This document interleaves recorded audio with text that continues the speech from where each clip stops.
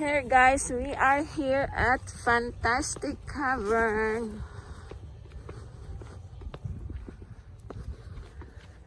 Hi Nak, it's Isis' birthday. Happy birthday Nak. We take her somewhere here at Fantastic Cavern.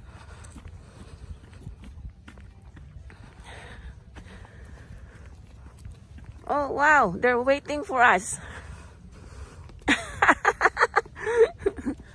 They're waiting for us to ride. The driver is waiting, Nak.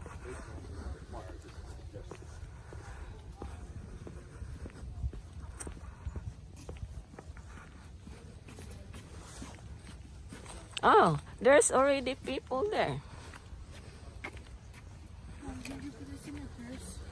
Yeah. Open it.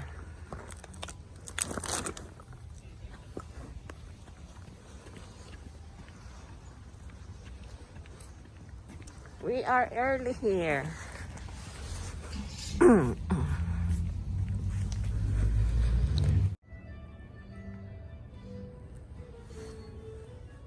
Hi guys, we are here at Fantastic Cavern. And they have a lot of collections here.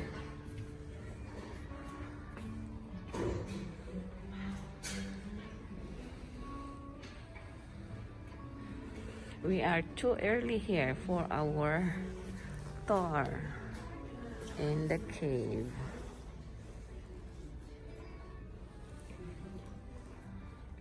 This is their like a collection. You will meet on the north side of the building, just right by the couches over there. Straight, yeah, just on this level. Just right by the couches. Yep. All right, they're down. Yeah. Maybe that's the one we saw them downstairs. No, right Huh? here, 9:15 will be right here. Oh, 9:15? So it's not with the group, with the other people? Oh, okay. So this, what time now? About 5 till, so 20 minutes. So we can have a little look? Yep. Okay. Wow, look at this. It's so cool. Right? I need the restroom. Restroom.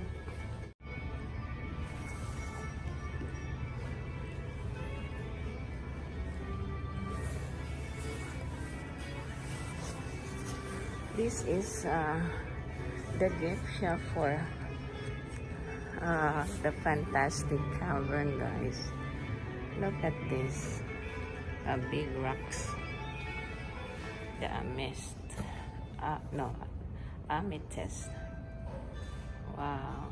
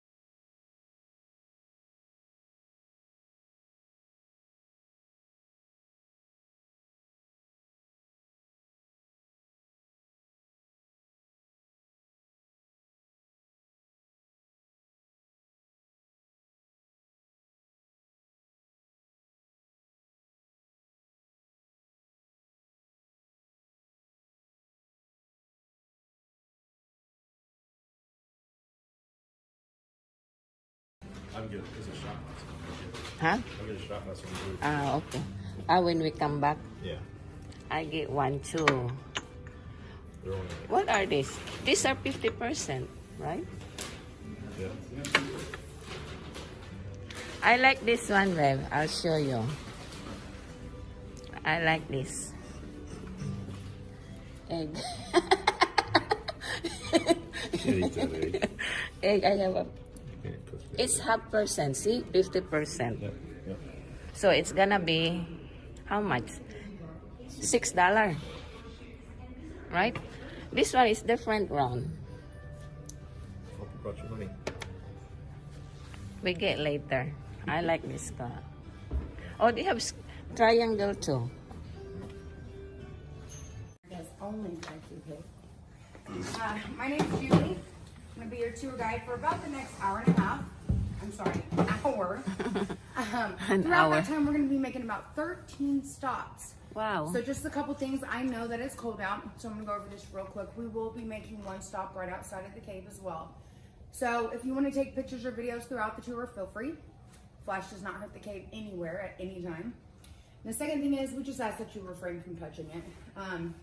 As you guys will soon see, most of the cave is wet in some way. It'll even drip on us at times.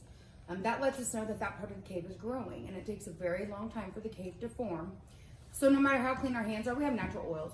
So if we touch these places in the cave, it could actually prevent that growth process to stop for a period of time. But I can assure you guys, this feels like a dirty, wet rock. So, all right, so those of you that hold that ticket packet, you put it up in the air. I'm gonna get your ticket stubs. Here you go, son.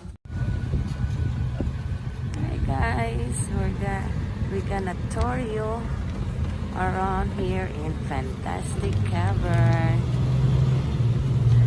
during Izzy's birthday. Happy birthday, Izzy!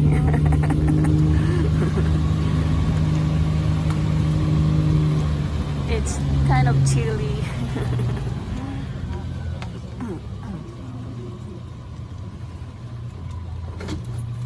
So this is the cave. Alright, so I'm gonna make this as quick as possible.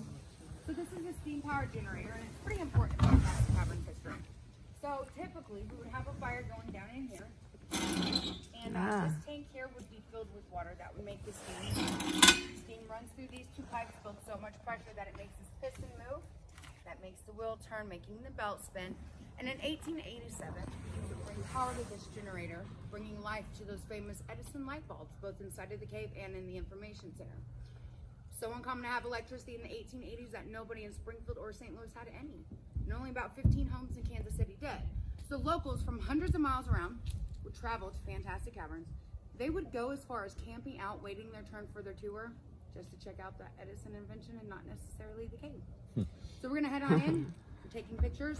There's some pretty amazing formations as we go in. At that first stop, we're gonna get our picture taken.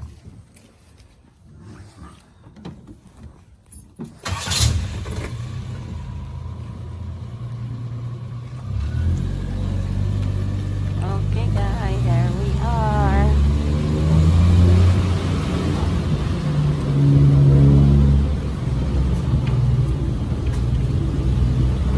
Wow.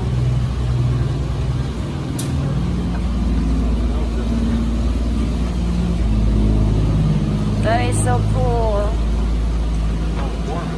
Warm. It's warm in here. Feels better. See, cheese.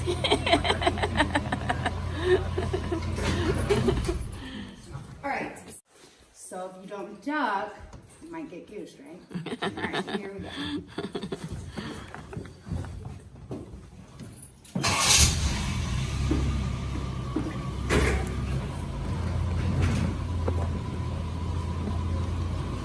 So the first low spot is right through here. Watch your heads.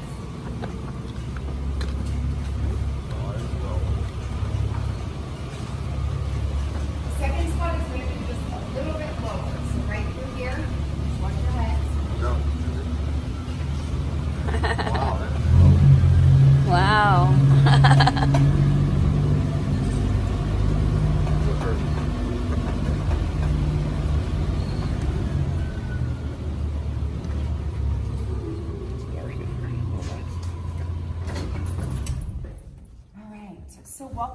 twilight zone. This is called the twilight zone because this is the last place inside of the cave that we're going to be able to see any of that natural outside light come through. This is that in-between place where the light zone meets the dark zone. So if any animals were to come in here, a raccoon, a rabbit, squirrel, the twilight zone is as far as they go. Their natural instincts tell them that there's no food source any further, and of course they want to be as close to that as possible. So in the 1930s, the owners of Fantastic Caverns, they were still just giving those 2 tours a day to try to earn a little extra money. They also had 6 or 7 of these garden beds throughout the cave. Who can tell me what you can grow inside of a cave? Mushrooms. Yep, great job. So yeah, mushrooms are a fungus. Mushroom. So what that means is that you do not need sunlight. It does not need sunlight to grow. But yeah, the cave is pretty moist. If you didn't feel it, you can probably hear it. So this family made very good use of their resources. They would harvest their beds of little button mushrooms. They would take and sell them at farmers markets as well as local restaurants. And that is how they financially survived through the Great Depression. So we're gonna head on into the auditorium and take a look at a few different formations. Wow, that's so cool.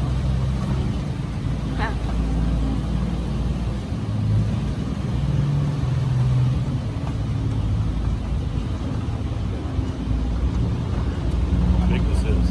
Yeah.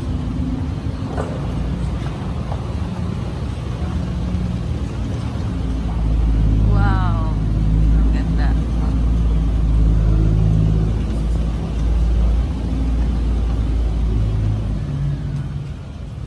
Oh, look at that. The top. All right, so we're going to talk a little bit about where formations even start to form. So every time that it rains, that rain will travel down into the ground, picking up all kinds of minerals. The one that is needed to create formations is called calcite. So when that rainwater containing that calcite saturates this limestone ceiling, it begins to drip. So the secret is this. Depending on how that water falls from the ceiling, that will determine on what kind of formation it creates. So in the sense that water just falls straight down from the ceiling, it creates one of the more familiar formations called a stalactite. Right. So you can remember stalactite by saying that stalactite hangs tight to the ceiling. Look at the bottom of the stalactite, it is dripping. It is dripped to the ground and has now formed a stalagmite. Ah, that's why it Who remembers stalagmite by saying that stalagmite reach that stalactite one day. When they do merge together and become one, Wow. we then call those formations columns or pillars. We'll get to take a look at some pretty massive ones towards the end of the tour.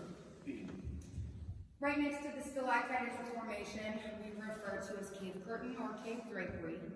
Looks a little bit different than the other two, and that's because that rainwater falls from the ceiling differently. So if you can imagine holding an ice cream cone on a hot summer day and that ice cream is melting down your arm. Well, it's going to melt down at an angle and then it drips off. Same concept here.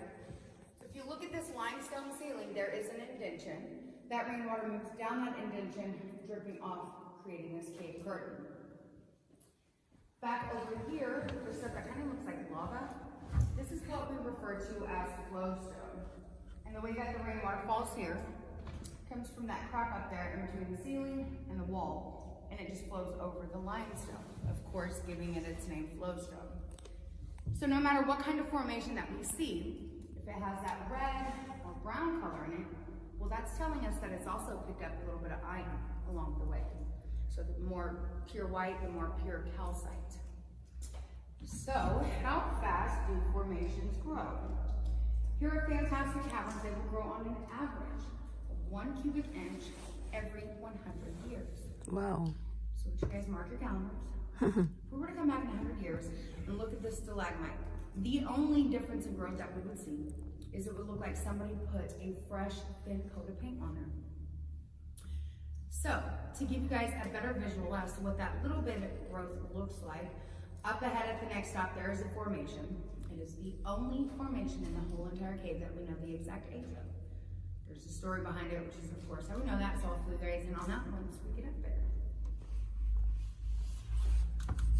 So we have a Jeep coming our way, so we're just gonna kind of hang out from here. Does anybody have any questions up to this point? Okay. Does anybody know what limestone is made up of? So I talk about the cave being made up of limestone. So the ancient ocean that used to cover most of the world is what created this cave. And so when plant life or animal life were to Look, die, is it? it would fall to the bottom of the There's ocean. And then once it dried out, it created limestone, which is why water is able to get through it. So when I There's talk about that another mineral calcite, Another it stems chip from coming, the guys. calcium from the bone fossils that's in the limestone. There's You guys another. still tour like during like real heavy rains and stuff. Look na. They keep an eye on it. Another jeep coming. Yeah, so it does flood. It does flood from time to time. Last time it flooded was last year from one of them. So, and it did. They had to stop moving tours for 6 days. They very good. Because, yeah. There's the other car, the other truck. That's probably why we don't have pavement in the minute. Alright.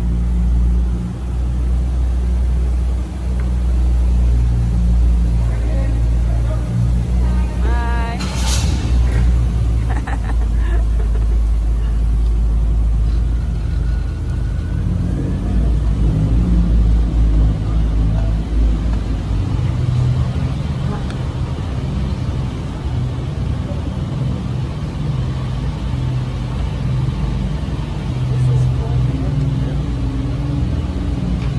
How big it is.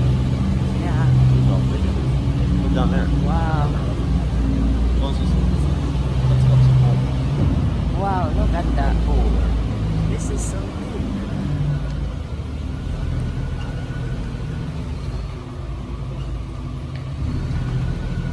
There's another formation. That one, see? Good for me. We're building a house, and of course, we needed some running water. Well, that meant that they needed to drill a well.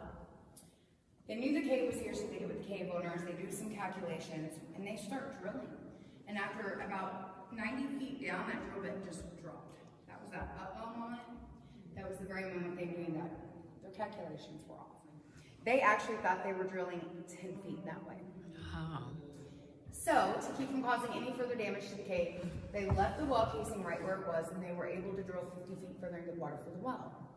But the most amazing thing about this accident happening in 1941 is that that new formation began to grow.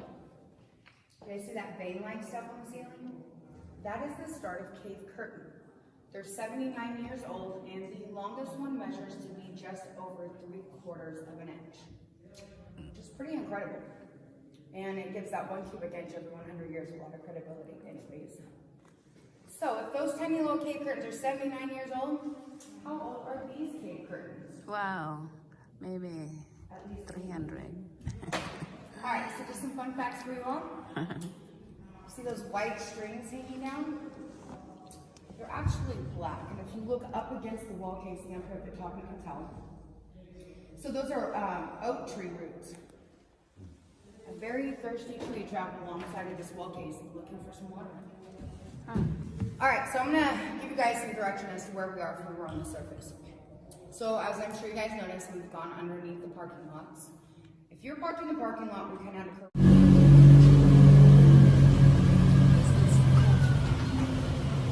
Wow.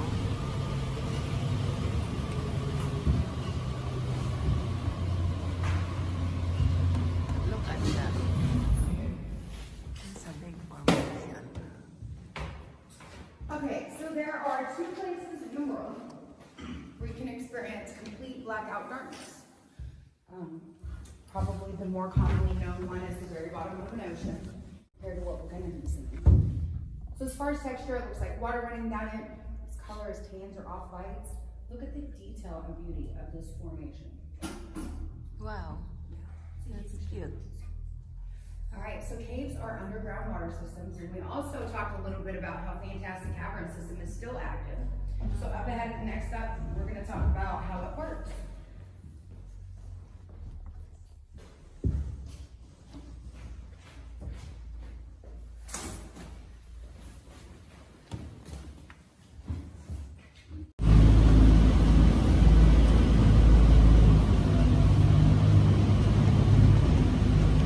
Look na. It's dark.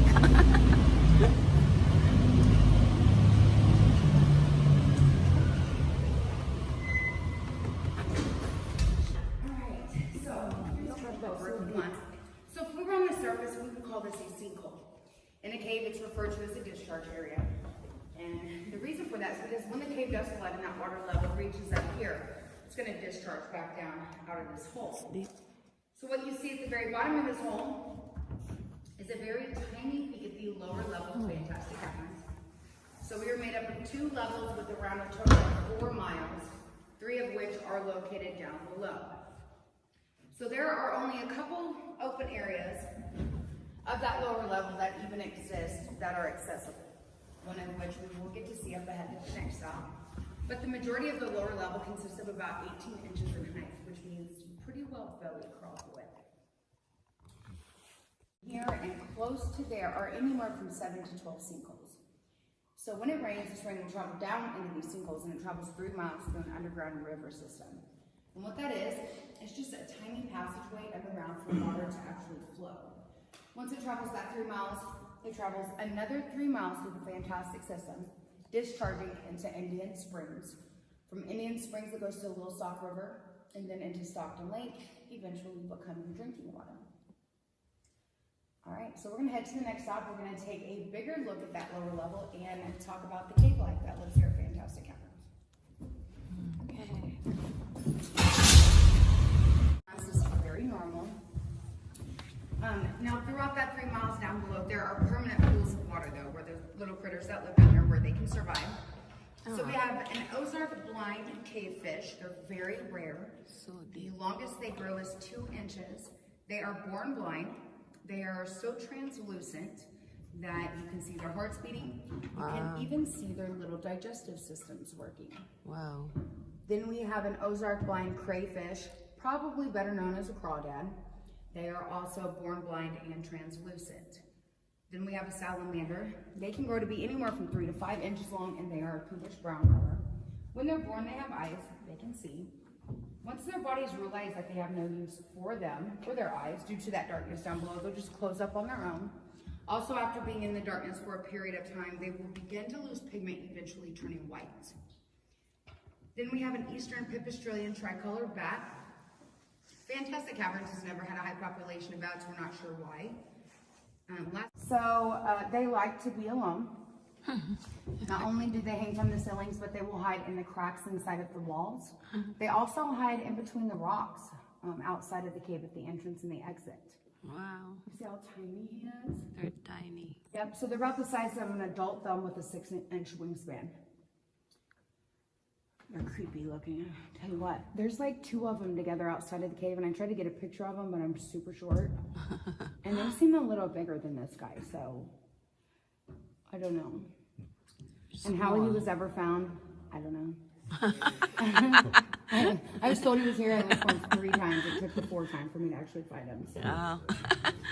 So They're they so small. say the best time to see the tricolored bats are at the outside of the cave about the time that the sun is going down, where they're trying to find their dinner, which consists of mosquitoes, insects, and sometimes children. They don't need sweet stuff. Okay.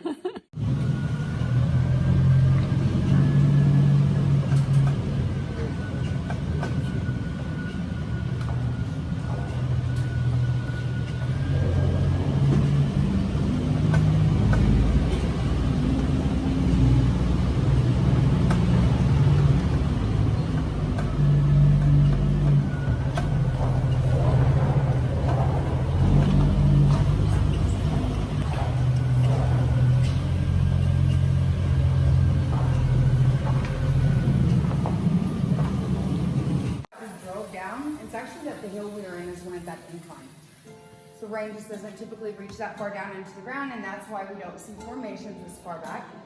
If we were to walk 150 feet behind this projector tree, we would run right into a clay wall. That is where the upper level ends.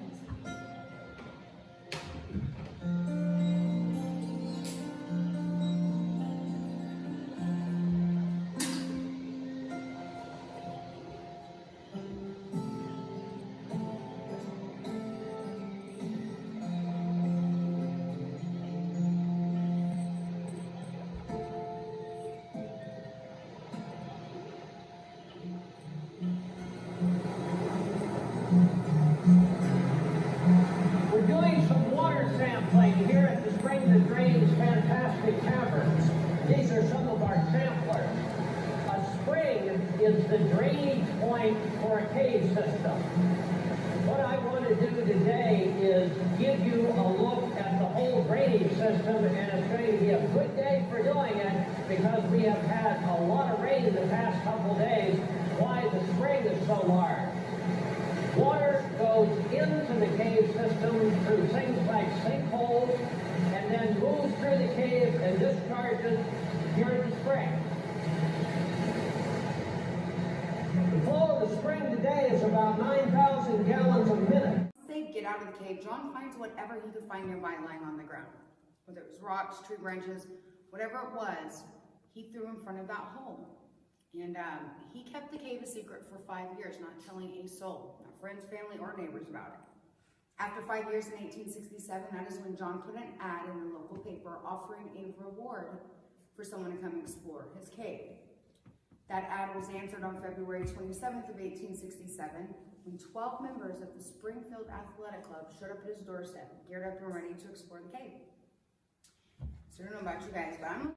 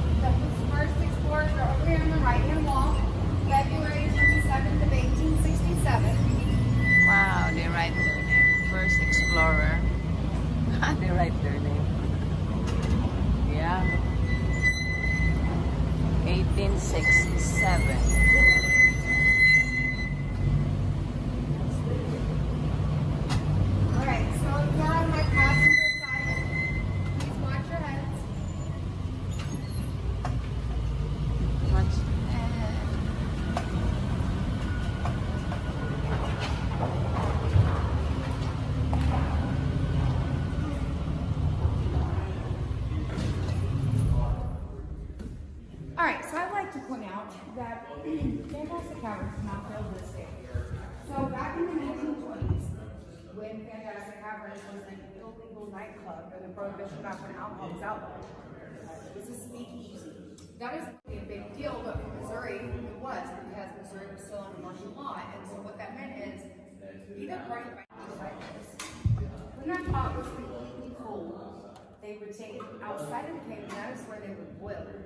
And they would let it boil every single thing out of it, except for one thing. It was a crystallized substance called saltpeter. It would appear around the sides and at the bottom of these pots. So what they would do is they'd scrape it out, crush it up, adding two other ingredients with it. So they'd add a little bit of sulfur, and then they could use one of two things for the last ingredient. They could use the pot ash that was left over from the fire, or they would just use charcoal. And when you combine those three ingredients together, you get something pretty powerful called gunpowder. During that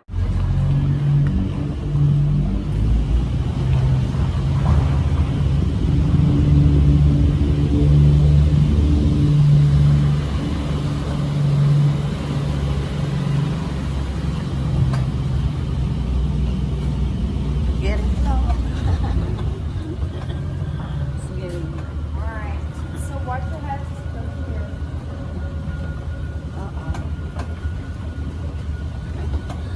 Too many. This rock right here I like to call our Ozark Noggin Knocker.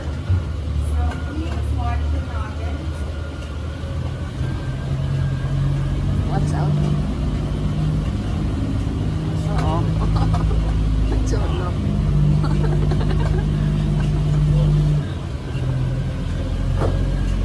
Wow.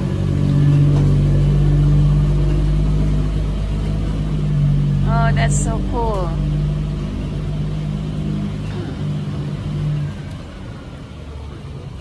Yeah. Yeah. All of these cave curtains and stalactites up here didn't even exist either. So a very, very long time ago, the cave would fill completely up to the ceiling with water. And then it would drain out, and it would fill all the way back up and drain. And this happened over and over again. Well, as we learned in that video, the cave is made up of limestone. Limestone can be dissolved by water. And so what that meant for this room in particular is every time it was filling up to the ceiling with water, it was slowly dissolving away at that limestone, weakening it. Until finally on 3 separate occasions, it gave in and just collapsed. So scientists tell us the first time it collapsed is this area right through here. The second is this one that looks kind of like a shelf. And the third time is this one that looks like a big giant shoe print. So when this last part collapsed, believe it or not, this room actually became one of the strongest, most self-supporting rooms throughout the whole entire cave. Today it is. So even after all of this fell, the cave would still fill up with water in this room. And in that water is all kinds of minerals in that flood water, including that calcite, the same mineral that creates these hard formations. Well, so let's talk about this earthquake that happened here in Missouri in 1811 on the New Madrid fault line. This thing was so massive that if it was on a Richter scale today, it would rank an 8 to a 9.0. It literally rang church bells in Boston. Because the Mississippi, as it ran backwards for 3 days. It created a shallow lake in Tennessee. I mean, all kinds of damage. But what I'm getting at is that scientists tell us there are no shown evidence that that earthquake ever affected this cave or any other cave in this area.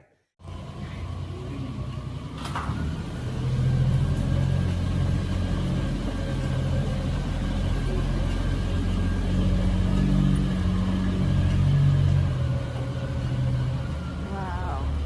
It's pretty.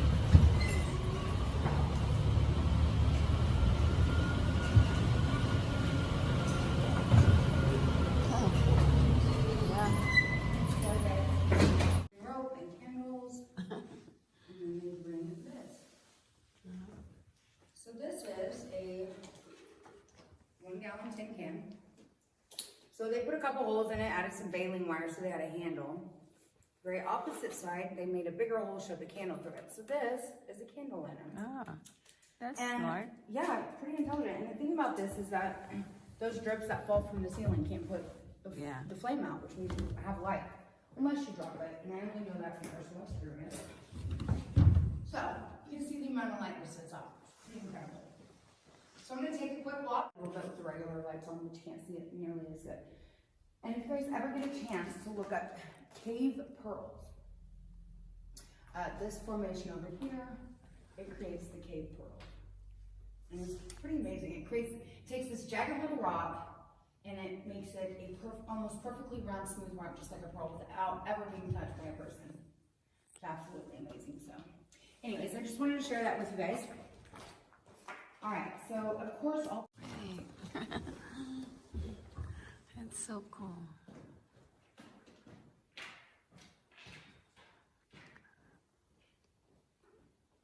All right, so if you're sitting on the driver's side, This is so amazing. extremely low. You don't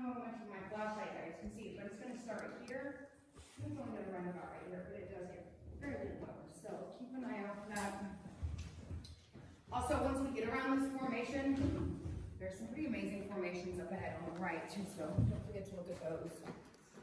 How many of us, I know I have, how many of you guys have ever seen Scooby-Doo cartoons? Scooby-Doo. Yeah, well, as there is in every episode, there's monsters. Yeah. But there's one in particular, he's a ghost monster, and he just kind of floats around. He lives here. I know, it's a surprise. Now, he never says anything, he just kind of hangs out and watches us. Scooby-Doo. Recognize this guy right here? Scooby-Doo. Alright, so we're gonna head through the exit and get a turn driver's side. Please watch your heads. This sticks out quite a bit too, so watch out for this one.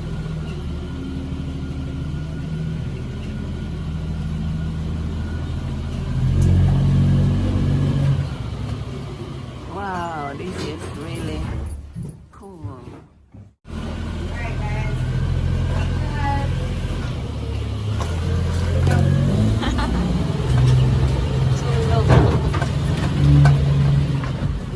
Wow.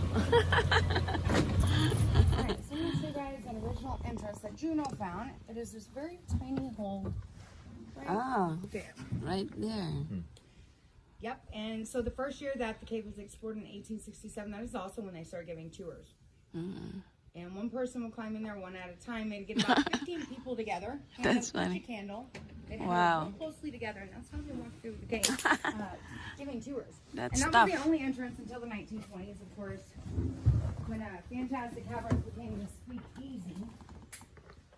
They did not put the second entrance in with the thought of the people in mind. They actually had to put it in so they had an area big enough to fit the piano through for the club. Yay. We made it. Now it's cold here. Missouri, the state cave. Can you take us picture, babe? The blue car. Right there.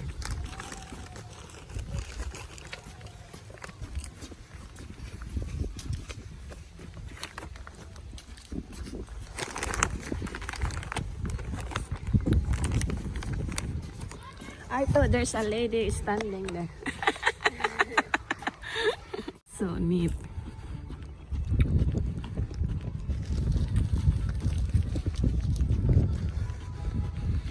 We're done, guys, watching the fantastic Cavern, and we're headed to Branson to celebrate my girl birthday.